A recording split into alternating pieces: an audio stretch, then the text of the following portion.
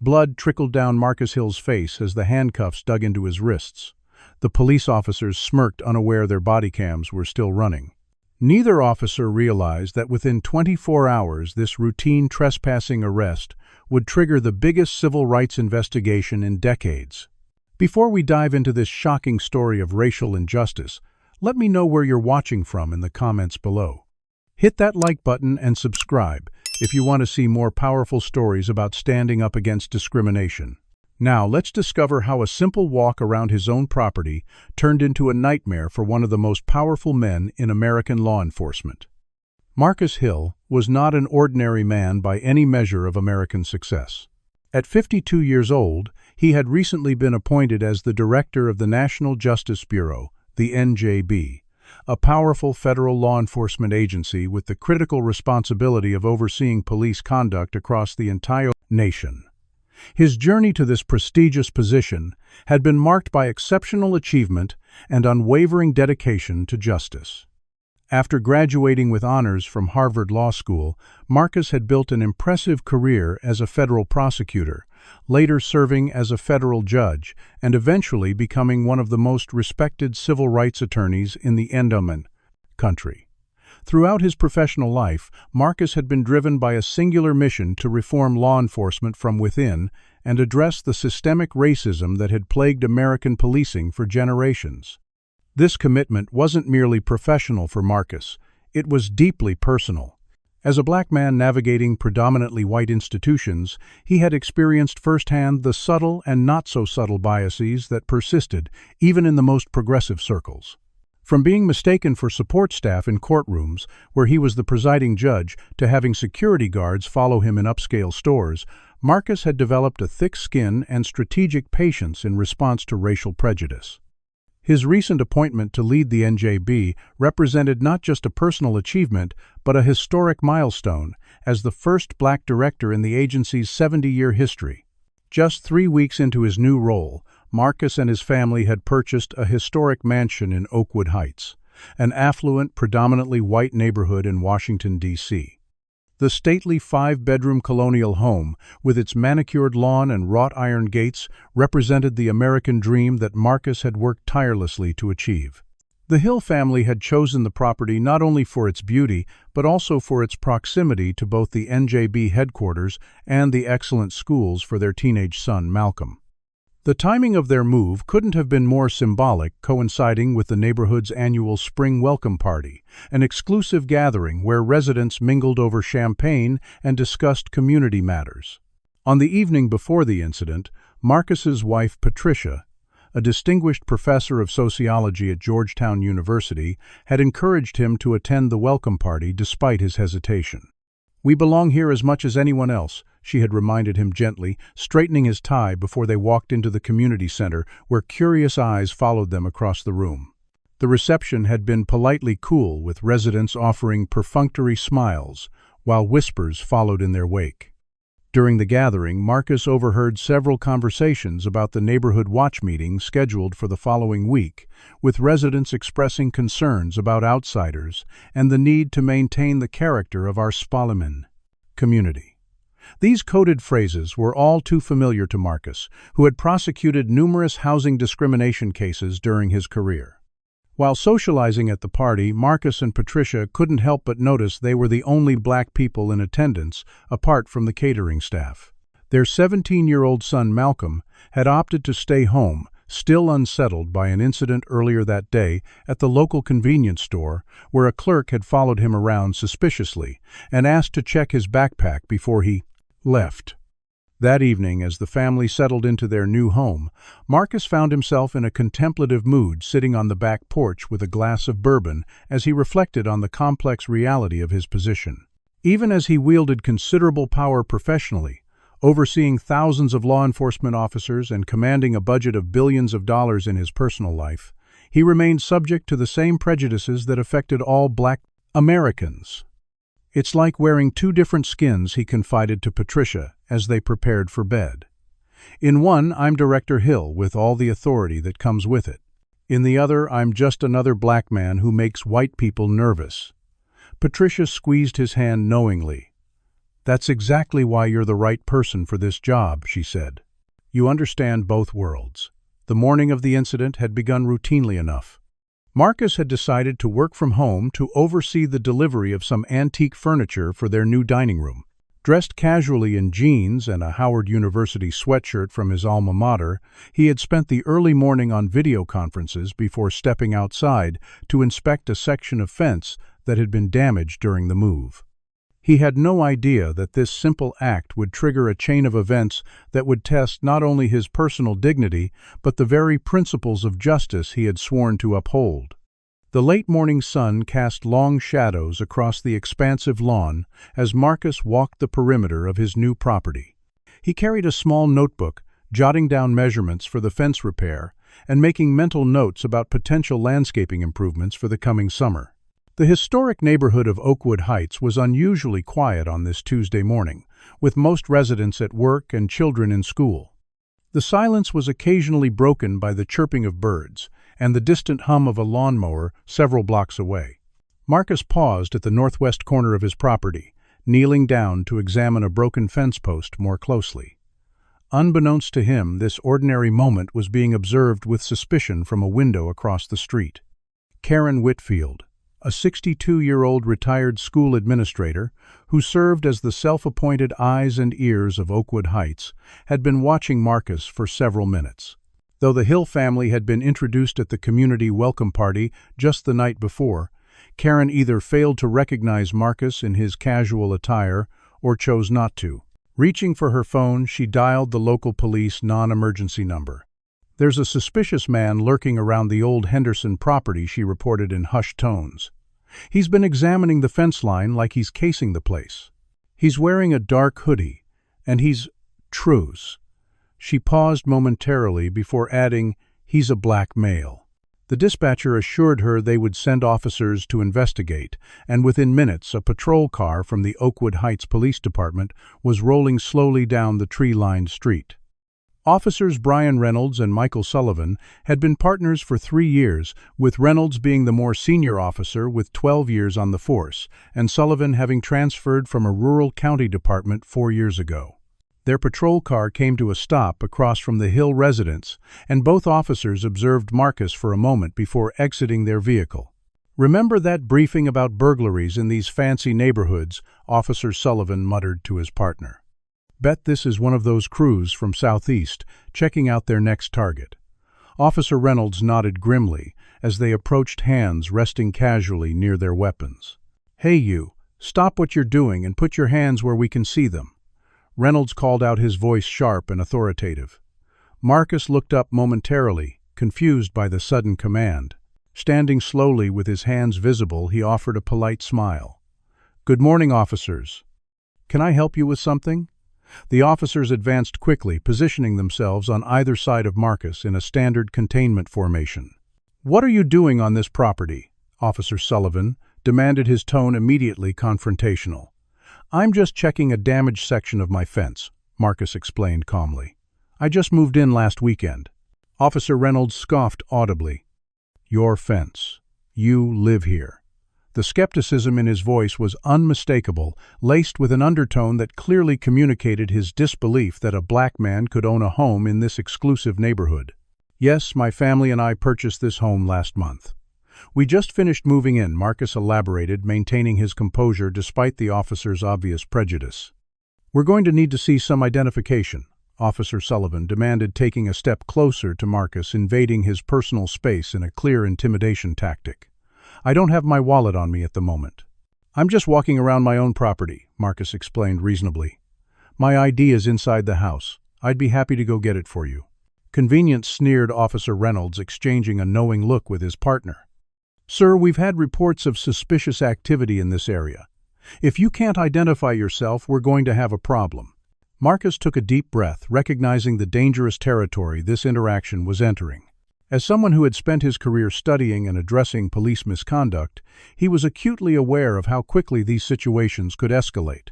"Officers, I understand you're doing your job, but I am the homeowner. My name is Marcus Hill, and I live here with my family. If you'd like, I can show you inside where my identification is." "Don't move," Officer Sullivan barked, placing his hand on his taser. How about you tell us who really lives here? Are you working for them, gardener handyman? Each question dripped with condescension. Marcus straightened his posture slightly, his patience being tested. As I said, I am the homeowner. My name is Marcus Hill. I'd appreciate if you would identify yourselves. May I see your badge numbers and names, please? This simple legal request seemed to trigger something in both officers. Officer Reynolds stepped forward aggressively. Listen here, buddy. We're asking the questions, not you. How about you put your hands behind your back until we sort this out? I don't think that's necessary, Marcus replied, still maintaining his calm demeanor. I'm simply standing on my own property and have committed no crime. I'm happy to cooperate, but I don't consent to being detained without cause. The mention of legal terminology seemed to further agitate Officer Reynolds, whose hand now moved to rest on his service weapon. Stop resisting, and put your hands behind your back now, he shouted, despite the fact that Marcus had made no physical resistance whatsoever. The confrontation was escalating rapidly, and Marcus knew that his every word and movement would be scrutinized. In this moment, despite his powerful position, he was experiencing exactly what countless Black Americans faced daily, a stark reminder that his title offered no protection against the deeply ingrained biases of law enforcement.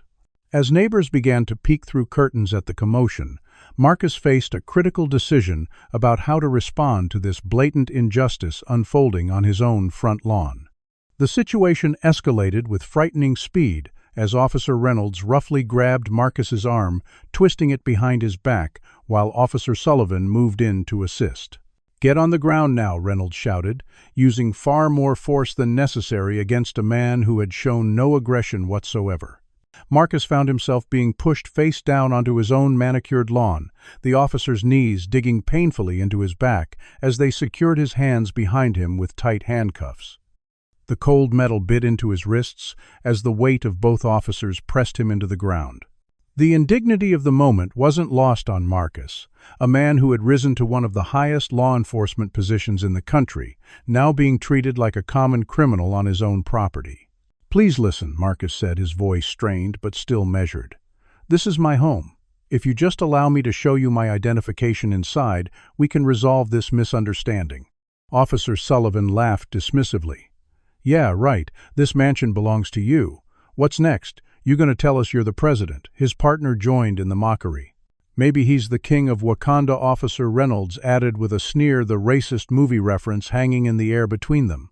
By now, several neighbors had emerged from their homes, gathering at a safe distance to watch the scene unfold.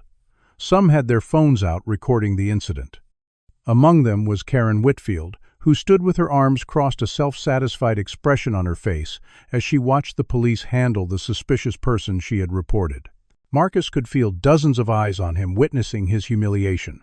Despite the physical discomfort and the profound indignity of the situation, a part of Marcus's mind remained analytical, cataloging every violation of protocol, every inappropriate comment, every excessive use of force. This was precisely the type of police misconduct he had been appointed to address at the NJB. "Officers," he tried again, speaking clearly despite being pressed into the grass. "My name is Marcus Hill. I am the director of the National Justice Bureau. My federal credentials are in my study. If you would allow me to stand, I can have my wife bring them out." The mention of his position was met with even more derision. "Oh, so now you're a federal director," Officer Sullivan mocked. "And I'm the Attorney General. Get real, buddy."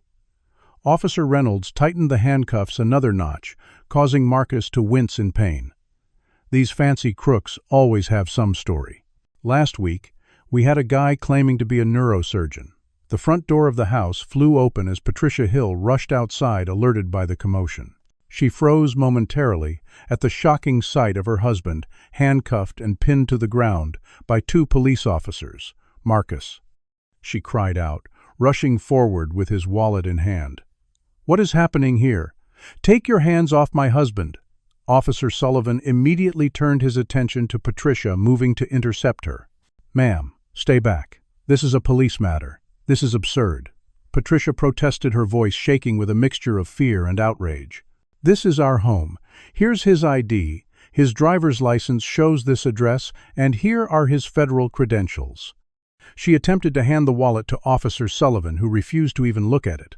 "Ma'am, if you don't step back right now, you'll be arrested for interfering with police business," he threatened, his hand moving to his taser. "Are you serious right now?"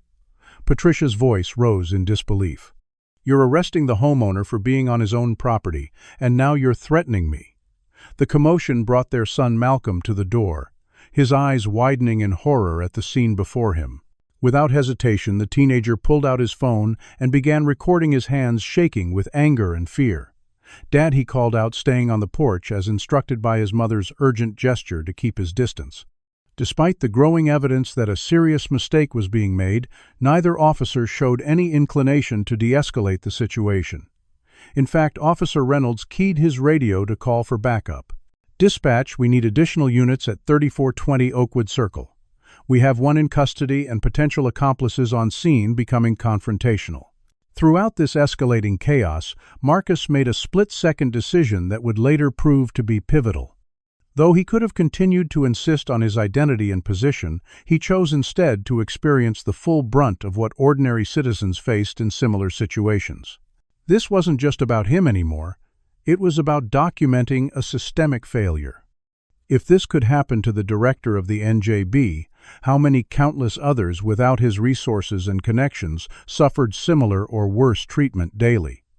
As the situation continued to deteriorate, Marcus caught his son's eye and gave an almost imperceptible nod, silently encouraging him to keep recording. In his mind, Marcus was already framing this personal humiliation as a potential catalyst for the institutional change he had been appointed to implement. "Are you as outraged as I am watching how these officers are treating Marcus?" Comment number 1. If you believe this kind of racial profiling happens every day in America. Or comment number 2. If you think this is just a rare misunderstanding. Don't forget to hit that like button and subscribe to see more stories that expose the harsh realities many Black Americans face. The question remains, how would you react if you were in Marcus's position? Would you immediately reveal your identity? Or would you do what Marcus did and allow the situation to unfold to expose the deeper systemic issues? As we continue this shocking true story, you'll see just how far these officers were willing to go, completely unaware of who they were really dealing with. The wail of approaching sirens cut through the otherwise peaceful morning in Oakwood Heights as 3 additional police cruisers responded to Officer Reynolds' call for backup. Within minutes, the Hill's front lawn had transformed into something resembling a crime scene, with police vehicles parked haphazardly along the street and officers establishing a perimeter around the property. The neighbors' crowd had grown, with some watching in silent disapproval, while others openly filmed the escalating situation on their phones. One of the arriving vehicles belonged to Sergeant Thomas Miller, a 20-year veteran of the department who served as the direct supervisor for Reynolds and Sullivan. Sergeant Miller, a stocky man with a crew cut and perpetual scowl, approached the scene with an air of authority, surveying the situation as he adjusted his tactical belt. "What have we got here?" he asked, Reynolds barely glancing at Marcus, who remained handcuffed and seated on the ground under Officer Sullivan's watch. "Trespassing suspect," Sir Reynolds reported. "Claims he lives here, but has no ID on him. Female accomplice," he nodded toward Patricia, "is being confrontational and interfering." Sergeant Miller turned his attention to Patricia, who was still clutching Marcus's wallet and credentials. "Ma'am, I'm going to need you to step back and let us do our job," he stated firmly. "Officer, please." Patricia implored, her professional composure beginning to crack under the strain of watching her husband being treated like a criminal. "This is a terrible mistake. My husband is Marcus Hill, the director of the National Justice Bureau. These are our federal credentials, our driver's licenses with this address, and here," she pulled out her phone, "is our closing paperwork for this house from 3 weeks ago." She held up the screen showing the digital documents, but Sergeant Miller barely glanced at it. "Ma'am, anyone can fake documents on a phone. We'll need to verify this information properly." He turned back to Marcus. "Sir, if you're refusing to properly identify yourself, we'll need to take you in for processing and verification." Marcus, whose composure had remained remarkable throughout the ordeal, looked directly at Sergeant Miller. "Sergeant, I've identified myself verbally multiple times. My wife has provided you with my credentials, which you're refusing to examine. I've committed no crime. This is my property, as evidenced by the documentation my wife has shown you. Your officers have used excessive force and made racist comments during this entire interaction. Sergeant Miller's expression hardened at the mention of racism. Playing the race card already, are we? That's not going to work here. For all we know, these IDs are stolen or forged. If you're really who you say you are, you won't mind coming down to the station to sort this out. From the porch, Malcolm had been documenting everything, his young face set in a mask of controlled fury. Dad, I'm posting this right now. Everyone's going to see what they're doing to you. Officer Sullivan turned sharply toward Malcolm. Kid put that phone down, now he barked, starting to move toward the teenager. That's evidence in a police investigation. Evidence of what crime? Malcolm shot back, his voice, cracking slightly with emotion but standing his ground. My father standing on his own lawn. Sullivan lunged forward, climbing the porch steps with alarming speed. Before Patricia could intervene, the officer had reached Malcolm and knocked the phone from his hand. The device clattered across the porch and fell to the ground, its screen shattering on impact. That's destruction of property, Patricia shouted, rushing to her son's side protectively. You had no right to do that. Sergeant Miller's radio crackled to life with a message from dispatch, but he ignored it, focused on controlling what he perceived as an escalating situation. Ma'am, one more outburst and you'll be joining your husband in custody for obstruction. While this confrontation was unfolding, Patricia had managed to discreetly send a text message to Rachel Chen, Marcus's chief of staff at the NJB. The message was brief but urgent, 911. Marcus being arrested at home by Oakwood PD. Racial profiling. Need immediate assistance. Within seconds, her phone rang. She stepped away slightly to answer it, keeping her voice low. Rachel, they won't look at his ID. They're taking him in. They just broke Malcolm's phone for recording. Rachel's voice was calm but urgent. I'm mobilizing resources now. Don't engage further. We have a legal team en route, and I'm contacting the police commissioner directly. Is Marcus injured? They've roughed him up some, Patricia replied, watching as the officers pulled her husband to his feet. He's still in handcuffs.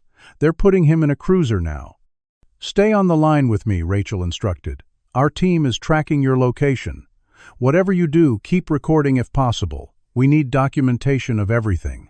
As Sergeant Miller and Officer Reynolds escorted Marcus toward the waiting police car, Marcus made a calculated decision. He would remain silent now, collecting evidence of misconduct, rather than continuing to assert his identity to officers who were clearly unwilling to listen. His years as a prosecutor had taught him the value of letting people reveal their true character through their actions. The irony wasn't lost on him that his position as the nation's top law enforcement oversight official offered him no protection in this moment against the very abuses his agency was tasked with preventing. Officer Reynolds roughly guided Marcus into the back of the patrol car, pushing down on his head in the unnecessarily aggressive manner that had become a hallmark of disrespectful police interactions. Watch your head, he said mockingly, after deliberately pushing Marcus's head against the doorframe. As the door slammed shut, Marcus caught a final glimpse of his wife and son standing on their front porch, their faces masks of helpless outrage. Patricia held up her phone, still recording a silent promise that this injustice would not go undocumented or unpunished. Inside the police car, Marcus took a deep breath, centering himself for what was to come. As director of the NJB, he had reviewed countless cases of police misconduct, but experiencing it firsthand brought a new dimension to his understanding. He watched through the window as Sergeant Miller made the fateful decision that would ultimately end several careers and trigger a national reckoning. Take him to the station for processing and identity verification, Miller instructed Reynolds. We'll get to the bottom of this. As the patrol car pulled away from the Hill residence, neither the officers nor Marcus himself could have predicted the seismic consequences that would ripple outward from this single act of racial profiling in an affluent Washington neighborhood. The 15-minute drive to the Oakwood Heights police station passed in tense silence. Officer Reynolds occasionally glanced in the rearview mirror at Marcus, who sat perfectly still, his expression unreadable behind the stoic mask he had perfected over decades of navigating hostile environments. The precinct building was a modern two-story structure of glass and concrete, built 5 years earlier with funds from a municipal bond that had been marketed to residents as an investment in community safety and security. As Marcus was led through the rear entrance used for bringing in suspects, he noted the irony that this facility meant to protect the community was now being used to process him, a community member, for the crime of existing while black on the process. His own property. The booking area buzzed with the typical activities of a police station officers, shuffling paperwork, dispatch radios crackling, and the occasional raised voice from the holding cells further inside. Several officers paused what they were doing to observe Marcus being brought in, their curious gazes following him as Reynolds guided him toward the processing desk. "Got a trespasser from Oakwood Circle," Reynolds announced to the booking officer, a heavy-set woman who barely looked up from her computer screen. "Claims he lives there but couldn't produce ID. Need to run his prints and verify his identity." The booking officer nodded mechanically and pointed toward a bench along the wall. "Have a seat. Captain Wilson wants to see all arrests personally today. Some kind of audit going on." Reynolds rolled his eyes but directed Marcus to the bench, removing one handcuff, only to reattach it to a metal bar running along the wall, effectively tethering Marcus in place. "Sit tight, buddy," Reynolds said with a smirk. "Maybe next time you'll remember to carry ID when you're inspecting your property." The sarcasm in his voice was unmistakable. Marcus remained silent, taking in every detail of his surroundings with the practiced eye of someone who had spent his career studying law enforcement protocols. He noted multiple violations of proper procedure already, from the failure to read him his rights at the scene to the demeaning language used by the arresting officers. 20 minutes passed before Captain James Wilson emerged from his office. Wilson was a tall, imposing man in his late 50s, with salt and pepper hair, and the confident bearing of someone accustomed to unquestioned authority. He approached the booking area with a file folder in hand, glancing first at Reynolds and then at Marcus with a look of mild curiosity. "This, our trespasser from Oakwood?" he asked, his tone suggesting this was a routine matter hardly worth his attention. "Yes, sir," Reynolds replied. "Found him snooping around the new property on Oakwood Circle. Claims he lives there but couldn't produce any identification. Wife showed up with some ID, but it looked suspicious to Sergeant Miller. Could be stolen or forged." Captain Wilson nodded thoughtfully, studying Marcus with narrowed eyes. "Name?" he asked directly. "Marcus Hill." "Marcus Hill," Marcus replied evenly, meeting the captain's gaze without flinching. "I own the home at 3420 Oakwood Circle. I moved in with my family 3 weeks ago." Something in Marcus's confident demeanor seemed to give Wilson pause. Unlike his subordinates, the captain had enough experience to recognize that this didn't fit the typical profile of a trespasser or burglar. "Occupation?" Mr. Hill, Wilson asked, his tone marginally less dismissive. "I serve as the director of the National Justice Bureau," Marcus stated simply, watching as the information registered on Wilson's face. For a moment, the captain's expression remained neutral, then a flicker of uncertainty crossed his features. "The federal agency," he clarified, his voice dropping slightly. "The same," Marcus confirmed. "My credentials are in the wallet my wife attempted to show your officers. They refused to look at it." Captain Wilson turned to Reynolds. "Did you verify his identification at the scene?" Reynolds shifted uncomfortably. "Sir, people claim to be all sorts of things." The sergeant felt it was better to bring him in and verify properly. Wilson's jaw tightened almost imperceptibly. "Get his wallet from property and bring it to me. Now." As Reynolds hurried off, Wilson turned back to Marcus, his demeanor notably more cautious. "If there's been a misunderstanding, Mr. Hill, we'll certainly get it cleared up quickly." "There's been no misunderstanding," Captain Marcus replied calmly. "Your officers engaged in racial profiling, used excessive force, made explicitly racist comments, and arrested me on my own property, despite being presented with clear evidence of my identity and home ownership. Officer Sullivan also deliberately damaged my son's phone to prevent him from recording the incident." Wilson's face remained impassive, but a muscle twitched in his jaw. "Those are serious allegations." "They are serious violations," Marcus corrected. all of which have been recorded on body cameras, neighborhood surveillance, and multiple witness phones. I'd like my phone call now. Before Wilson could respond, Reynolds returned with a property bag containing Marcus's wallet and phone. The captain took it and removed the wallet, flipping it open, to reveal not just a driver's license, but a federal law enforcement credential with the NJB seal prominently displayed. The color drained from Wilson's face as he stared at the identification. "Uncuff him," Wilson ordered Reynolds sharply. "Now." As Reynolds fumbled with the handcuff key, the station's front desk officer appeared in the doorway looking flustered. "Captain, there's a Rachel Chen here from the National Justice Bureau with a team of federal attorneys. She's demanding to see Director Hill immediately and threatening an emergency injunction against the department." Almost simultaneously, Wilson's phone began to ring. He glanced at the screen, and his expression grew even more alarmed. "It's the commissioner," he muttered more to himself than anyone else. The atmosphere in the booking area had transformed completely.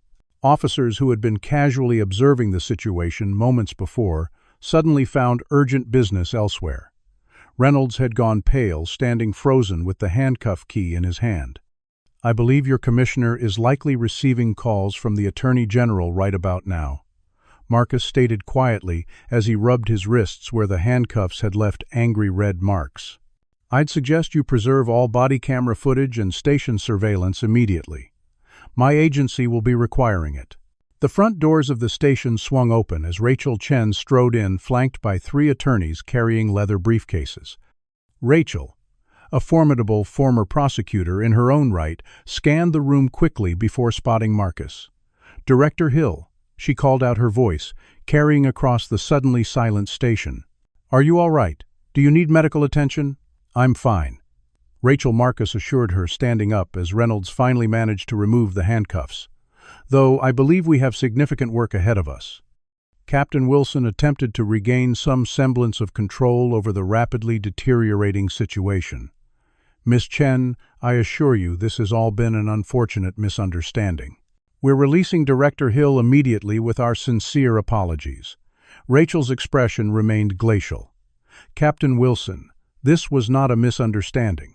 This was a textbook case of racial profiling and police misconduct. We'll need all officers involved to remain on premises. Our team will be taking statements and securing evidence immediately." As if on cue, more NJB officials began entering the station, some with digital tablets already documenting the scene. The local officers watched in stunned silence as federal authorities effectively took control of their station. Marcus, however, raised his hand slightly. "I'll be going through the standard release procedure, Rachel. No special treatment." He turned to Captain Wilson. "I want to experience exactly what any other citizen would in this situation. Please proceed with the normal process." The captain looked trapped between disbelief and horror as he realized the magnitude of what had transpired. This wasn't just a mistaken arrest. It was possibly the most significant police misconduct case his department would ever face. And at the center of it all was the one man in the country with the most power to hold them accountable. As Marcus was led through the release procedures, he noticed a growing crowd of reporters gathering outside the station's glass doors. Word was spreading quickly, and the local incident was about to explode onto the national stage, with implications that would reach far beyond one police department or one affluent neighborhood in Washington, D.C. By the time Marcus Hill exited the Oakwood Heights police station, the scene outside had transformed into a full-blown media circus. News vans with satellite dishes extended skyward lined the street, and a phalanx of reporters with microphones and cameras surged forward as he emerged through the glass doors. The afternoon sun caught the NJB pin on Rachel Chen's lapel as she walked protectively beside her boss, both of them maintaining composed expressions despite the chaos erupting around them. "Director Hill, can you comment on your arrest? Was this a case of racial profiling? How will this affect your work at the NJB?" The questions came rapid fire from all directions as camera flashes popped like lightning. Marcus raised a hand calmly, and the crowd quieted slightly. "I'll be making a full statement tomorrow morning after I've had time to consult with my team and review all evidence. For now, I'll simply say that what happened today is precisely why the National Justice Bureau exists. No American should be treated as a criminal on their own property based solely on the color of their skin. Thank you. With that brief statement, Marcus entered the waiting government SUV that would take him home, leaving the reporters scrambling to file their initial stories. Inside the vehicle, he finally allowed himself a moment of vulnerability, closing his eyes briefly as the events of the day washed over him. Rachel handed him a bottle of water and a tablet, showing breaking news headlines already proliferating across major networks. NJB director arrested for trespassing at his own home. Top federal law enforcement official subjected to racial profiling. Oakwood Heights police under fire for arresting federal director inside the police station. A very different scene was unfolding. Captain Wilson had hastily called an emergency meeting in the conference room where Sergeant Miller and Officers Reynolds and Sullivan sat ashen-faced as the gravity of their situation became increasingly apparent. The commissioner is on his way, Wilson informed them grimly, pacing the length of the room. The mayor has already called twice. This is a Category 5 shitstorm, gentlemen. Officer Sullivan, who had maintained a defiant attitude throughout the incident, finally seemed to grasp the severity of their predicament. Captain, we were just responding to a call. We had no way of knowing who he was. That's precisely the problem, Wilson exploded, slamming his palm on the conference table. You shouldn't treat anyone the way you treated Director Hill today. The body cam footage. He trailed off, running a hand over his face. The racial comments alone would be enough to end your careers. Add the excessive force, the destroyed phone, and the refusal to check his ID.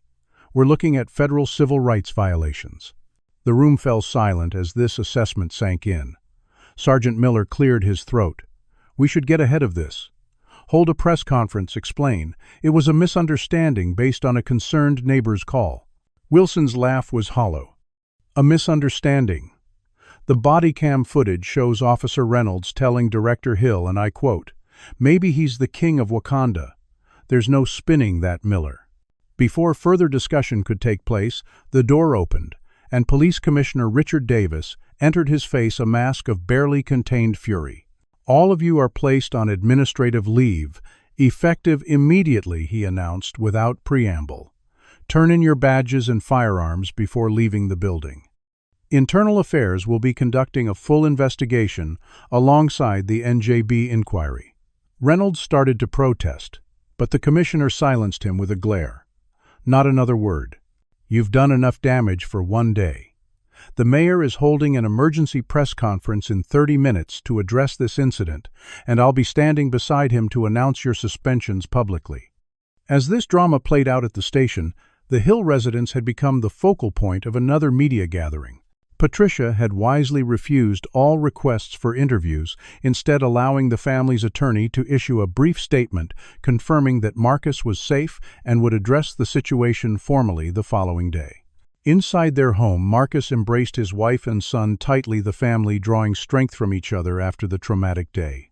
"Are you really okay?" Patricia asked, examining the abrasions on his wrists from the handcuffs and the small cut on his forehead where he'd been pressed into the ground.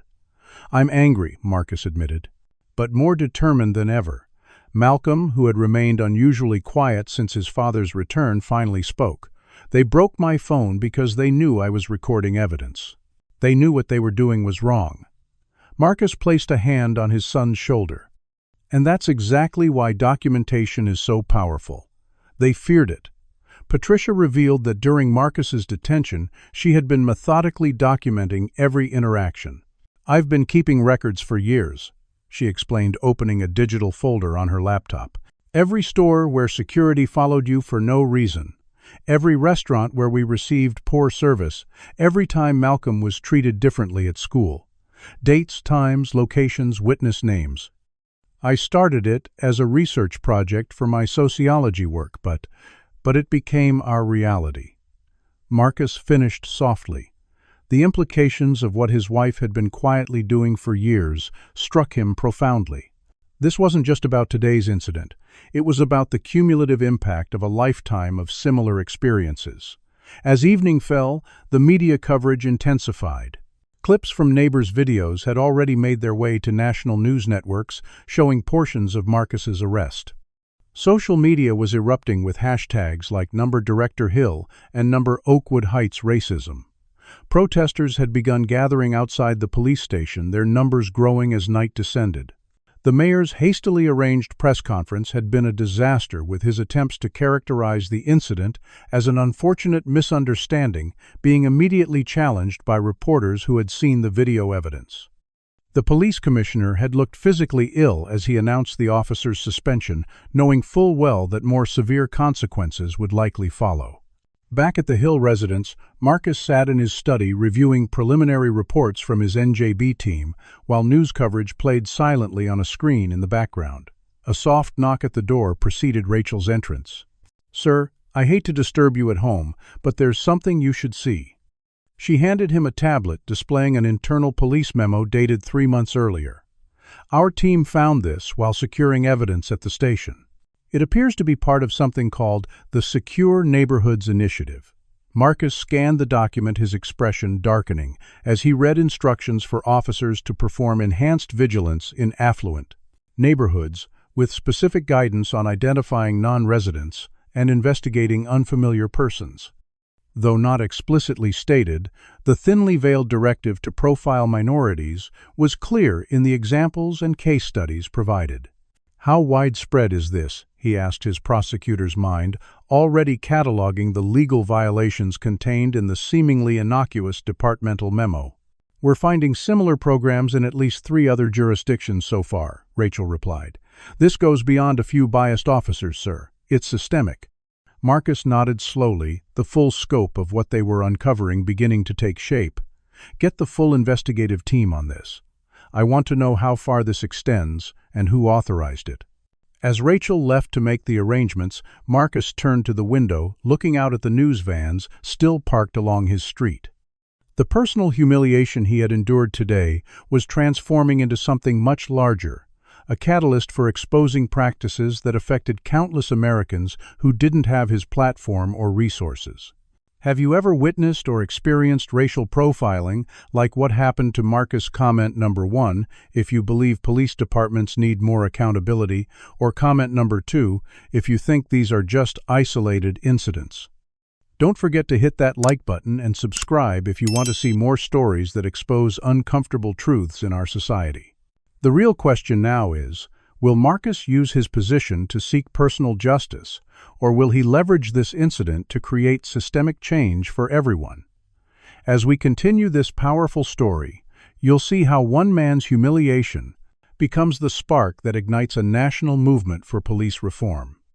The following morning, Marcus arrived at NJB headquarters before sunrise, determined to approach this crisis with the same methodical precision that had defined his legal career. The building's marble lobby was eerily quiet. As he passed through security, the usual bustle of government employees, still hours away. In the executive conference room, he found his senior leadership team already assembled, many of them appearing as though they hadn't slept. Their expressions reflected a mixture of outrage on his behalf and determination to respond effectively. "Thank you all for coming in." So early, Marcus began taking his seat at the head of the table. "I know yesterday's events have been disturbing for everyone, but we have an unprecedented opportunity to address issues we've been targeting since our administration began." Rachel Chen distributed tablets containing a preliminary report on the incident, complete with transcripts from body camera footage and witness statements. "The evidence is overwhelming," she explained. "Beyond the racial profiling and excessive force, we've identified 17 distinct procedural violations and potential civil rights infractions." Deputy Director William Harrington, a career federal investigator with 30 years of experience, leaned forward. "Marcus, I've spoken with the Attorney General. The White House is concerned about potential political backlash. They're suggesting we handle this delicately and avoid inflaming racial tensions." The subtext was clear, and several team members exchanged knowing glances. Marcus had anticipated this response. "And by delicately, they mean quietly," he observed. "Let me be clear, what happened to me happens to Black Americans every day. The only difference is that I have the platform and resources to do something about it. We will not be minimizing this incident or handling it quietly." He tapped his tablet, bringing up a strategic framework he had developed overnight. "I'm proposing a three-pronged approach. A full investigation into the Oakwood Heights Police Department, a broader examination of similar neighborhood security programs, nationwide, and a comprehensive policy reform." Initiative. The boldness of his vision energized the room, but legal counsel Jennifer Rodriguez raised a cautionary hand. "Director, we're already receiving pushback. The police union has issued a statement defending the officers and characterizing this as an unfortunate misunderstanding exacerbated by your failure to immediately identify yourself as a federal official." Marcus had braided, ever 78. Expected this as well. They're attempting to shift blame. Classic deflection strategy. His phone buzzed with an incoming message, and he glanced down to see a text from Patricia Home vandalized overnight. "Racial slurs spray-painted on garage. Malcolm and I are safe. Security team documenting everything." His expression remained neutral as he set the phone down, but Rachel, who had seen the message appear on his screen, gave him a concerned look. He offered a subtle nod to indicate they would discuss it later. "The press conference is scheduled for 10 a.m. Communications Director Lisa Taylor informed the group. "All major networks will carry it live. We've prepared a statement emphasizing institutional accountability rather than individual blame, as you requested." As the meeting continued, Marcus's mind briefly drifted to his family. The vandalism was unsurprising, but nonetheless disturbing. The backlash had begun more quickly than even he had anticipated. By the time Marcus returned home that evening, the situation had evolved significantly. His press conference had been measured but uncompromising, laying out clear evidence of racial profiling while announcing a comprehensive federal investigation. The response had been immediate and polarized. Civil rights organizations and many politicians had expressed strong support, while police unions and conservative media had begun a coordinated effort to undermine his credibility. The vandalism at his home had been cleaned up by an NJB security team, but the psychological impact lingered. Patricia met him at the door with a tight hug. "There have been cars driving by slowly all day," she informed him quietly. The security team identified at least 3 taking photos of the house. Inside, they found Malcolm in the kitchen with Rachel Chen, who had come to brief Marcus on developments and had ended up staying to provide additional security for the family.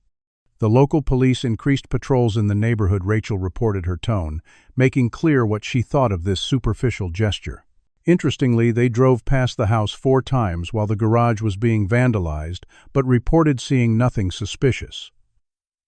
"Of course they didn't," Marcus replied, loosening his tie. He turned to his son. "How are you holding up?" Malcolm's expression was a mixture of anger and determination that reminded Marcus powerfully of himself at that age. "I've been researching similar cases," the teenager explained, turning his laptop to show a spreadsheet he'd been compiling. "Most black victims of police misconduct never get justice. The officers either get paid leave or transferred to another department." The boy's precocious understanding of the situation filled Marcus with both pride and sadness. This wasn't knowledge any 17-year-old should need to possess. Later that night, after Malcolm had gone to bed, Marcus and Patricia sat in their study reviewing findings from the NJB's preliminary investigation. They found complaint records for Reynolds and Sullivan. Marcus explained, showing her the documents. 23 complaints against Reynolds in 12 years, 15 against Sullivan in just 4 years. All from minority citizens, all dismissed without investigation. Patricia studied the patterns with her sociologist's eye. "And look who reviewed and dismissed most of them," she noted, pointing to a recurring name, Sergeant Miller, who was conveniently promoted to that position 6 years ago, despite having 12 complaints himself, Marcus added. "This goes beyond a few biased individuals, Patricia. This is systematic." A notification appeared on his secure NJB tablet, indicating an urgent message. Marcus opened it to find an internal memo from one of the deputy directors marked sensitive. The message was brief but troubling. Significant pressure from above to scale back investigation. Conservative faction within NJB mobilizing resistance. Recommend caution. Some suggesting you recuse yourself due to personal involvement. Patricia read the message over his shoulder and frowned. "They want you to back down." "They're afraid," Marcus corrected. "This case has the potential to expose patterns they've worked hard to conceal." He closed the tablet and moved to the window, looking out at the security vehicle parked discreetly across the street. "We have a decision to make," he said finally. "We could move to a different neighborhood somewhere with better security. The NJB would cover it as a safety measure." Patricia joined him at the window, slipping her hand into his. "Is that what you want to do?" Marcus considered the question carefully.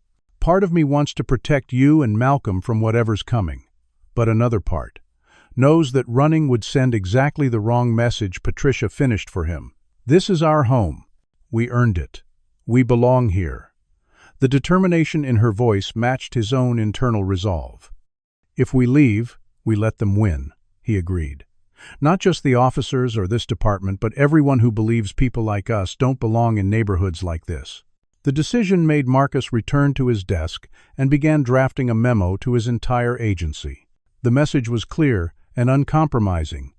The NJB would pursue this investigation with every resource at its disposal, regardless of political pressure or personal threats. This wasn't just about his experience anymore. It had become a test case for the agency's very mission. As he worked late into the night, Marcus knew that the path ahead would be challenging. The systems of power arrayed against meaningful change were formidable and deeply entrenched. But for perhaps the first time, those systems were facing opposition from someone who understood them from the inside and had both the authority and the moral clarity to demand transformation.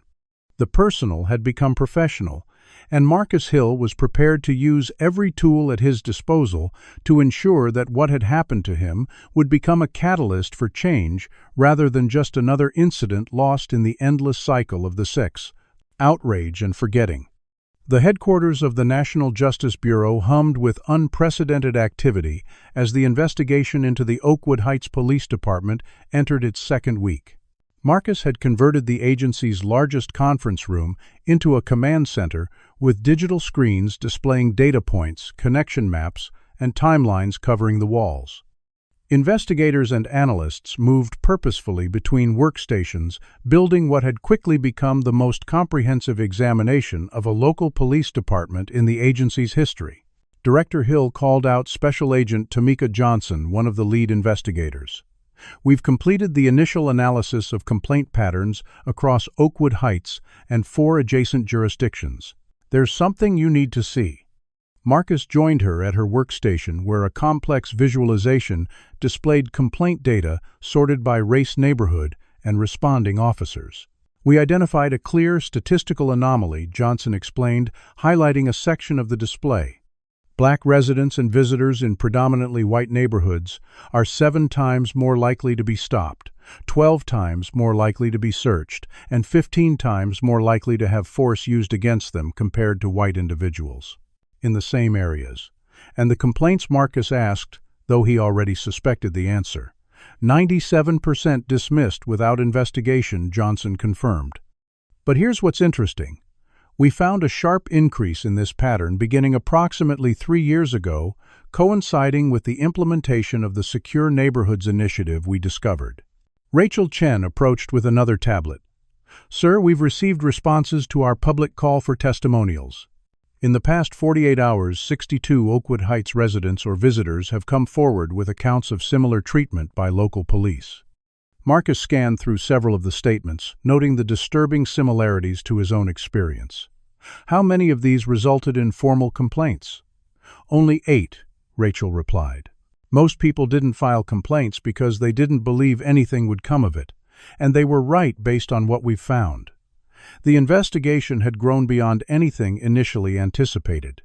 What began as an examination of a single incident had expanded to reveal systematic patterns of discrimination embedded within departmental policies and practices. Meanwhile, a parallel battle was unfolding in the public sphere. Media coverage remained intense, with cable news networks featuring almost nightly debates about the case and its implications. Conservative outlets had begun running segments questioning Marcus's objectivity and suggesting he was exploiting a misunderstanding to push a political agenda. Police unions across the country had closed ranks issuing statements of support for the officers involved and criticizing the NJB investigation as an overreach of federal authority. The pressure was not merely external.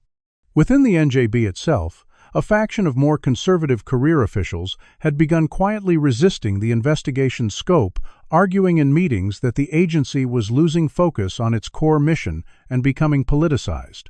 Marcus navigated these challenges with the strategic patience that had defined his career, never allowing the opposition to distract from the methodical building of an irrefutable case. By the third week, a significant breakthrough occurred when Officer Michael Sullivan, facing the prospect of criminal charges, agreed to cooperate with investigators in exchange for partial immunity. His testimony proved devastating to the department leadership. Sullivan has confirmed the existence of an unofficial quota system, Rachel reported during the daily briefing. Officers were expected to maintain what they called activity metrics in affluent neighborhoods, with particular emphasis on identifying outsiders who didn't belong. Was race explicitly mentioned in these directives? Marcus asked. Not in writing, Rachel clarified. But Sullivan testified that during roll call, briefing supervisors, including Sergeant Miller, would use coded language about maintaining neighborhood character and responding to resident concerns about changing demographics. The revelation provided critical context for understanding the department's culture and practices. As the investigation progressed, its impact began rippling outward into the community itself.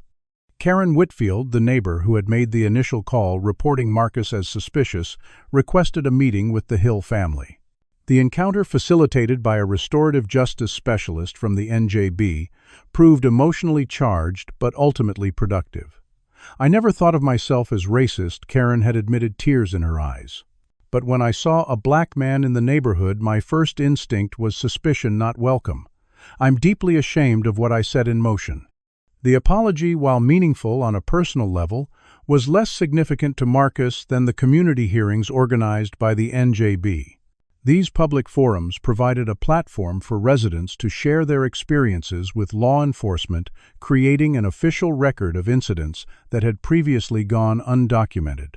The testimonies were powerful and often heartbreaking, revealing the daily indignities and dangers faced by people of color, even in supposedly progressive communities.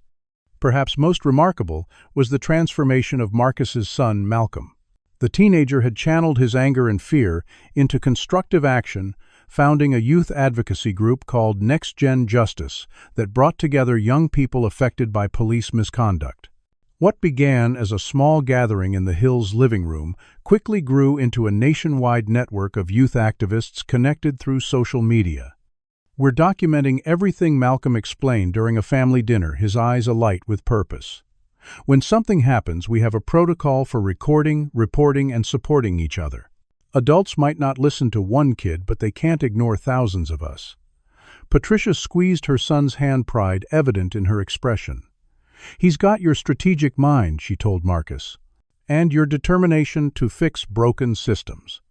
The personal cost of leading such a high-profile investigation became increasingly evident as death threats against Marcus and his family escalated.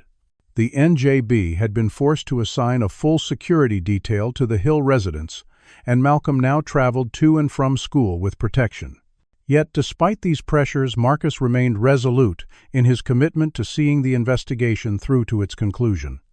By the 6th week, the investigation had expanded to include 27 police departments across the country, identified as having similar neighborhood security programs with discriminatory impacts. What had begun as one man's humiliating experience on his front lawn had evolved into the most comprehensive federal civil rights investigation in decades. The findings were damning: systematic racial profiling, deliberate circumvention of accountability measures, and a culture that normalized discrimination while punishing officers who raised concerns. As Marcus prepared the final investigative report, he received word that Officer Sullivan had provided one last piece of critical evidence. Internal emails from Captain Wilson and the police commissioner, acknowledging problems with the Portatan 7, have provided one last piece of critical evidence. Secure Neighborhoods Initiative, but choosing to continue it due to pressure from wealthy residents and political donors. The conspiracy of silence that had protected the system for so long was finally beginning to unravel, setting the stage for accountability at every level, from the officers on the street to the leadership who enabled and encouraged their actions. The Department of Justice press conference room fell silent as Attorney General Eleanor Washington approached the podium, flanked by Marcus Hill and senior law enforcement officials from across the federal government. The gravity of the moment was reflected in the Attorney General's typically composed face as she addressed the assembled press corps and the millions watching via live stream. Today, after an exhaustive 8-month investigation led by the National Justice Bureau, the Department of Justice is announcing federal civil rights charges against 3 officers and 4 supervisory personnel from the Oakwood Heights Police Department. She began, her voice steady and authoritative. These charges include deprivation of rights under color of law, conspiracy against rights, and falsification of records in a federal investigation. The announcement marked the culmination of what had become known nationally as the Hill investigation, a comprehensive examination that had expanded far beyond one incident to expose patterns of systemic discrimination in law enforcement agencies nationwide. As cameras flashed and reporters scribbled notes, Marcus stood silently beside the Attorney General, the embodiment of dignified persistence in the face of injustice. The charges against Officer Brian Reynolds, Sergeant Thomas Miller, and Captain James Wilson were the most serious, carrying potential prison sentences. Officer Michael Sullivan had received limited immunity in exchange for his cooperation, which had proved instrumental in building cases against department leadership. Perhaps most significantly, the police commissioner had resigned in disgrace after emails surfaced showing his knowledge of discriminatory practices and his efforts to conceal them from oversight bodies. The press conference continued, with Marcus stepping to the podium to outline the broader implications of the investigation. "What happened to me on my front lawn was not an isolated incident or a misunderstanding," he stated firmly. It was the predictable outcome of policies and practices designed to treat people differently based on the color of their skin. Today's charges address individual accountability, but our work must extend to systemic transformation. He then announced a comprehensive set of police reforms that would be implemented nationwide, including mandatory bias training, revised use of force guidelines, transparent complaint investigation procedures, and community oversight boards, with actual enforcement power. The journey to this moment had been arduous and often dangerous. In the months following the initial incident, the Hill family had weathered death threats, continued harassment, and relentless attacks from those resistant to change. Their home had been vandalized twice more, and Marcus had been the target of a sophisticated smear campaign attempting to discredit both his personal character and professional judgment. Yet for every act of resistance, there had been corresponding moments of profound progress and unexpected alliance. 2 weeks after the initial incident, Marcus had been invited to testify before Congress about his experience and the preliminary findings of the investigation. His testimony, delivered with the precision of a seasoned prosecutor and the moral authority of someone who had experienced injustice firsthand, had transfixed the nation. "I stand before you not just as the director of the National Justice Bureau, but as a black man who was handcuffed and humiliated on his own property for the crime of existing in a space where some believed I didn't belong," he had told the hushed chamber. "The question before us is not whether this happened to me. The evidence is irrefutable. The question is what we as a nation will do about the fact that this happens to countless Americans every day who don't have the platform or resources that I do." The testimony had galvanized public opinion and created unusual political alliances with several conservative lawmakers who had previously opposed police reform, joining calls for accountability after witnessing the undeniable evidence presented. In the community itself, transformation had taken root in unexpected ways. Patricia Hill had been approached by several Oakwood Heights residents about forming a neighborhood reconciliation committee to address the legacy of exclusion and build a truly welcoming community. What began as awkward, tentative meetings evolved into a model program for community healing that was being replicated in neighborhoods across the country. Malcolm's youth advocacy organization Next Gen Justice had grown to include chapters in 47 states with over 20,000 active members. The group had successfully lobbied for curriculum changes in police academies to include substantive training on implicit bias and de-escalation techniques, with cadets hearing directly from young people about their experiences with law enforcement.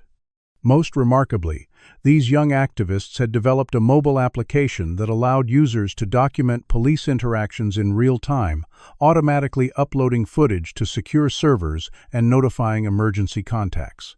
The app had already been credited with preventing escalation in hundreds of potential confrontations. For Marcus, perhaps the most meaningful outcome was not the high-profile charges or policy reforms, but the quiet transformation occurring in everyday interactions. 6 months after the incident, he had been working in his front yard when a police cruiser slowed to a stop nearby. His body had tensed instinctively, memories of handcuffs and humiliation still fresh. But the officer, a recent academy graduate, who had been through the new training program, had simply waved and called out respectfully, "Good afternoon, Director Hill. Just checking in to see if everything's all right in the neighborhood today." It was a small moment, but one that represented the possibility of a fundamentally different relationship between law enforcement and the communities they served. Now, 1 year to the day after Marcus had been handcuffed on his front lawn, he stood in his study, looking at the framed photograph Patricia had given him that morning. It showed their family standing proudly in front of their home, the same property where he had been treated as an intruder. Beneath the photo was inscribed a quote from his congressional testimony: "Justice is not an abstraction. It is the daily reality that every American deserves, regardless of what they look like or where they live." His contemplation was interrupted by Malcolm calling from downstairs. "Dad, they're showing the press conference again." The president just released a statement supporting the reforms. Marcus smiled, hearing the excitement in his son's voice. The road ahead remained long and complex. Resistance to change was deeply entrenched, and progress would continue to be met with backlash. But standing in his home, surrounded by family and evidence of meaningful transformation, Marcus Hill allowed himself to feel something that had been in short supply throughout much of his professional life: hope. The personal trauma he had experienced had become a catalyst for national change, proving that systems could be held accountable and that justice, while imperfect and incomplete, was possible. That evening, as the Hill family hosted a gathering for Next Gen Justice members and community allies, Marcus stood on his front porch, looking out at the diverse group of people now comfortable in a neighborhood that had once viewed difference with suspicion. The same lawn where he had been forced to the ground in handcuffs now held tables of food and circles of conversation, a living testament to the possibility of transformation. What do you think about Marcus's approach to creating systemic change rather than just seeking personal justice? Would you have handled this situation differently if you were in his position? Comment below with your thoughts. If this story moved you, please hit that like button and subscribe to see more content that explores important social issues. Share this video with someone who needs to understand the reality of racial profiling in America. Thank you for watching this powerful story of dignity, resilience, and the long journey toward true justice for all Americans. Marcus Hill's story highlights the profound reality that power and position offer no immunity from racial bias. Even as the director of the National Justice Bureau, Marcus experienced the same degrading treatment countless Black Americans face daily. This powerful narrative demonstrates how racial profiling remains deeply embedded in American institutions, affecting citizens regardless of their achievements or status. The story reveals the importance of strategic patience when confronting injustice. Rather than immediately revealing his identity, Marcus chose to experience the full process to document systemic failures. His methodical, evidence-based approach ultimately created far more significant change than a momentary assertion of authority would have achieved. We also learned the critical value of community organizing and youth engagement. Malcolm's Next Gen Justice organization shows how younger generations can leverage technology and networking to create accountability mechanisms that institutions have failed to implement. Perhaps most importantly, the story demonstrates that meaningful change requires addressing both individual and systemic accountability. While prosecuting individual officers was necessary, the lasting impact came from policy reforms, training changes, and community reconciliation efforts that transformed the underlying culture. The Hill family's decision to remain in Playet, their home, rather than retreat from hostility, embodies the core lesson. Lasting justice comes not from escaping difficult circumstances, but from transforming them through persistent strategic action and unwavering dignity. What would you have done in Marcus's position? Would you have immediately revealed your identity as a federal director, or would you have chosen the path of strategic patience like Marcus did to expose the deeper systemic issues? Has racial profiling affected you or someone you know? And how did you respond? Share your experiences in the comments below. If this story resonated with you, please hit that like button to help others find this important narrative. Subscribe to our channel for more powerful stories that shine a light on social justice issues that often go unaddressed in mainstream conversations. By sharing this video with friends and family, you become part of the solution. Spreading awareness is the first step toward creating the change we need to see. Thank you for taking the time to listen to Marcus's journey from humiliation to transformation. May we all find the courage to stand firmly for justice, even when facing overwhelming opposition.